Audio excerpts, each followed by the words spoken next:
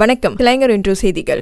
இந்திய சமுதாயத்திற்கு ஸ்லாங்கர் மாநில அரசு எப்பொழுதும் கல்விக்கு மிக சிறந்த ஆதரவை வழங்கி வருகிறது. SPM மாணவர்கள் சிறந்த தேர்வு முடிவுகளை பதிவு செய்ய ஸ்லாங்கர் இலவச டியூஷன் திட்டம் போன்றவற்றை செயல்படுத்தி வருகிறது. தேவையுள்ள மாணவர்கள் அதை நன்கு பயன்படுத்திக் கொள்ள வேண்டும். இந்த வாரம் கில்லான் பள்ளத்தாக்கு பகுதியில் சிறந்த SPM தேர்வு முடிவுகளை பெற்ற பல மாணவர்களில் 2 இந்திய மாணவர்களை மீடியா ஸ்லாங்கர் பேட்டி கண்டது. கில்லான் ராஜா மஹாடி பள்ளியை சேர்ந்த அபினேஷ்வதி மற்றும் பண்டார் பூச்சோங் ஜயா பியில் கல்வி கற்ற சஞ்சனா போன்றவர்களின் வெற்றி பிற மாணவர்களுக்கு வழிகாட்டலாக அமைய வேண்டும். இந்த பேட்டியில் அந்த மாணவர்களின் வழிகாட்டல்கள் மற்றும் அவர்களின் எதிர்கால லட்சியங்கள் குறித்து வினவப்பட்டது. அவர்களின் சிறந்த தேர்ச்சி அர்ப்பணிப்புக்கான வெற்றி என்றார்கள். பெற்றோர்களோட உதவின்னு சொல்லும் பொழுது அவங்க எப்போவுமே நம்மளுக்கு கொடுக்குற ஊக்கம், கொடுக்குற மோட்டிவேஷன், உன்னால் முடியும்னு சொல்கிறது, நம்ம படிப்பு சம்மந்தமாக எது கேட்டாலும் அதுக்கு இல்லைன்னு சொல்லாமல் நம்மளோட தேவையை புரிஞ்சுக்கிட்டு அதுக்கு இன்னும் அவங்க கூடுதலாக கொடுக்குற சப்போர்ட், லைக் இப்போது கூடுதல் வகுப்புனா அதுக்கு விட்டுட்டு ஏற்றிட்டு வருதுன்னு நம்ம படிப்புக்காக அவங்க அவ்வளோ உழைப்பு போகிறாங்கன்னு பார்க்கும் பொழுது அவங்களுக்காக நம்ம ஏதாச்சும் செய்யணுன்ற அந்த ஊக்கம் வந்து எனக்கு ரொம்ப அதிகமாகவே இருந்துச்சு. எனக்கு கண்டிப்பாக ஆசிரியர்களை மறக்க முடியாது. நான் எந்த டியூஷன் எக்ஸ்ட்ரா கூடுதல் வகுப்பு அந்த மாதிரி எதுவும் போனதில்லை. என்னோடய ஆசிரியர் தான் ஃபுல் எல்லாமே படித்து கொடுத்தது என்னோடய ஆசிரியர்கள். எங்களை ஊக்குவித்து உதவிய அனைவருக்கும் இந்த வெற்றி சமர்ப்பணம் என்றனர் அம்மாணவிகள். சரியான நேர வகிப்பு, கடந்த கால தேர்வு தாள்களை மீட்பார்வை செய்தல், கடினமான பாடங்களை தனக்குத்தானே சொல்லிக் கொடுக்கும் உத்திமுறை ஆகியவை SPM தேர்வில் சிறந்த தேர்ச்சியை பெற பெரும் பங்காற்றியதாக சஞ்சனாவும் அபினேஷ்வதியும் விளக்கினர்.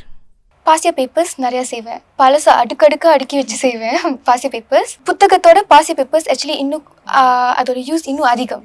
ஏன்னா நமக்கு எப்படி கேட்க போகிறாங்கன்னு நமக்கு ஒரு இமேஜின் பண்ணிட்டோன்னா நமக்கு அது எழுத ஈஸியாக இருக்கும். இன்னும் சவாலாக இருந்தது. ஆனால் பயாலஜி வந்து ஃபுல் அண்ட் ஃபுல்லாகவே எல்லாமே வந்து ஃபக்டா அந்த மாதிரி இருக்கும். நான் என்ன பண்ணுவேன்னா, லைக் நானே எனக்கு சொல்லி கொடுக்குற மாதிரி ஒயிட் போர்டில் எழுதி யாருமே இல்லாதப்போ நானே சொல்லி கொடுக்குற மாதிரி பண்ணும்பொழுது நான் அதை மனப்பாடம் பண்ணாமல் அது எனக்கு புரிந்து கொள்ள ரொம்ப சுலபமாக இருந்தது. கல்வி மேல் உள்ள அதிக நாட்டம் மற்றும் குடும்பத்துடன் நேரத்தை செலவழித்தல் ஆகியவை தற்போது மாணவர்களுக்கு சவாலாக இருக்கும் மன அழுத்த பிரச்சனையை கையாள தனக்கு உதவியதாக சஞ்சனா தெரிவித்தார். அதே வேளையில் தான் நிகழ்காலத்தில் போடும் உழைப்பு எதிர்காலத்தில் தரும் பலனை தினத்தோறும் நினைத்து பார்க்கும் தருணம் மனசோர்வு நீங்கி புதிய தெம்பு கிடைத்ததாக மாணவி அபினேஷ்வதியும் பகிர்ந்து கொண்டார். தமிழ் பற்றி அதிகமுள்ள காரணத்தால் SPM தேர்வில் தமிழ் மொழி மற்றும் தமிழ் இலக்கியத்தை தேர்ந்தெடுத்ததாக அவ்விரு மாணவிகளும் தெரிவித்தனர். தமிழ் பள்ளிக்கு போன பிறகுதான் தமிழோட அருமையை எனக்கு புரிஞ்சிச்சு. ஆக்சுவலி கவிதை மிகு மொழின்னு சொல்லுவாங்கல்ல, அது தமிழ் மொழி.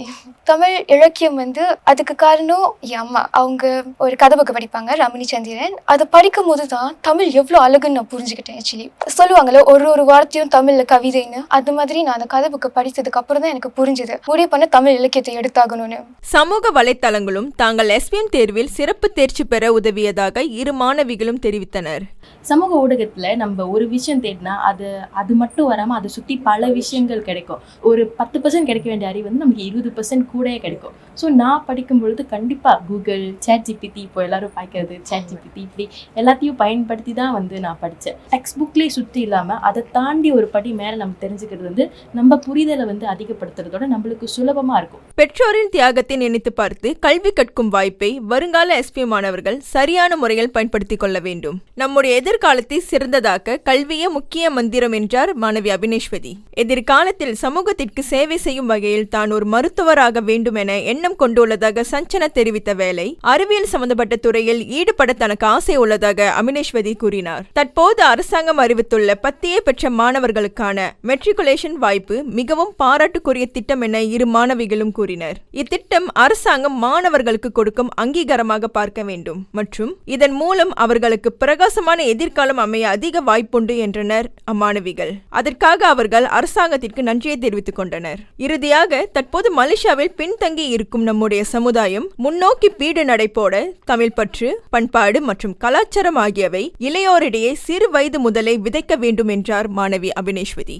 மொழி இனத்தின் விழின்னு சொல்லுவாங்க. தமிழர்கள் தமிழ் படிக்க வேணும். இன்னைக்கு பெரும்பாலான பெற்றோர்கள் எல்லாருமே தங்கள் பிள்ளைகளை வந்து தமிழ் பள்ளிக்கு அனுப்புறதில்லை. அதனால அந்த பிள்ளைகளுக்கு அந்த தமிழ் பற்று என்பது குறைவாக தான் இருக்கு. தமிழ் பற்று ஒன்று வந்துட்டா நம்ம தமிழோட முக்கியத்துவம் தெரியும், நம்ம தமிழ் வாழ்றதுக்கு என்ன பண்ணணும்னு தெரியும், நம்ம தமிழ் கலாச்சாரம் ஆட்டோமேட்டிக்காக நம்மளுக்குள்ள வரும். நம்ம தமிழ் பண்பாடு, கலாச்சாரம் இதெல்லாம் நமக்குள்ள வரும்பொழுது நம்ம சமுதாயம் தானாகவே மேலே வந்துடும். இன்று காலை 10 மணி முதல் 2025 மற்றும் 2026 அமர்வுக்கான கல்வி அமைச்சின் மெட்ரிகுலேஷன் கல்வி திட்டத்திற்கு தகுதி பெற்ற விண்ணப்பதாரர்களின் முடிவுகள் தெரிந்து கொள்ளலாம். விண்ணப்பம் செய்த மாணவர்கள் திரையில் காணும் அகப்பக்கத்தில் சரிபார்க்கலாம் என்று கல்வி அமைச்சு இன்று வெளியிட்ட அறிக்கையில் தெரிவித்துள்ளது. மெட்ரிகுலேஷன் வாய்ப்பு கிடைக்காத மாணவர்கள் இன்று முதல் ஜூன் 21 வரை மேல்முறையீடு செய்யலாம். மெட்ரிகுலேஷன் திட்டம் தொடர்பான விளக்கங்கள் பெறுவதற்கான முகப்பிட சேவை இன்று முதல் அடுத்த வெள்ளிக்கிழமை வரை புத்தாஜியா கூட்டரசு பிரதேச வளாகத்தின் 15 தொகுதியில் அலுவலக நேரத்தில் முறையீடு செய்யலாம்.